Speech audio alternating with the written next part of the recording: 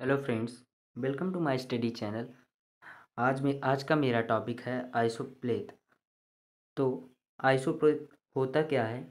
Basically the word जो आइसोप्लेथ है वो दो वर्डों से मिलके बना है। पहला वर्ड जो है वो आइसो है, दूसरा वर्ड जो है प्लेथ है। तो आइसो का मतलब होता है इक्वल और प्लेथ का मतलब होता है लाइन।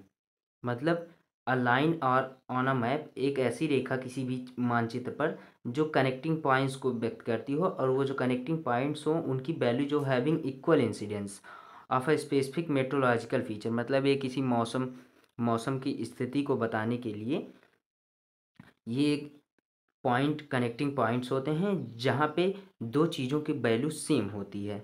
तो अ लाइन और a curve of equal values, line drawn on a map along with the value of particular phenomenon is uniform.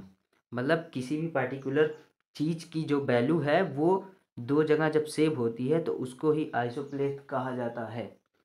तो यहाँ पे कुछ आइसोप्लेथ्स के नाम दिए गए हैं और उनके उनकी उनका रिएक्शंस क्या है।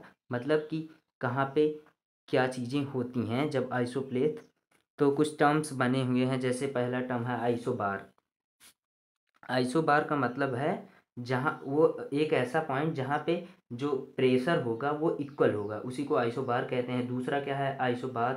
आइसोबाथ का मतलब क्या है कि जो समुद्र में इक्वल डेप्थ इन सी, समुद्र में जो गहराई हो वो दो जगह इक्वल हो जाए तो उसी को आइसोबाथ कहते हैं। अब तीसरा पॉइंट क्या है? Isobronts. Thunderstorm of the same time thunderstorm हो। आइसोहेलाइन क्या कहता है? जहाँ जो सैलिनिटी है वो सेम हो जाए, मतलब किसी दो जगह की मिट्टी की सैलिनिटी या सैलिनिटी जो है वो दो जगह सेम हो तो उसी को इक्वल सैलिनिटी आइसोहेलाइन के नाम से व्यक्त करते हैं। आइसोहेल्स क्या हैं? जहाँ पे सनशाइन सेम हो। आइसोहाइट्स क्या हैं? जहाँ पे रेनफॉल जो है वो इक्वल हो। आइसोहाइट्स क्या हैं? एलिवेशन अबाउट सी लेवल जो है। आइसोनिफ क्या है? स्नो।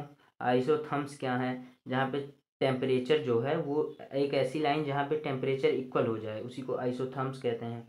आइसोक्लाइन क्या कहता है? इक्वल स्लोप ढलान जो हो इक्वल हो दो जगह उसको आइसोक्लाइन कहते हैं। तो थैंक यू फ्रेंड्स।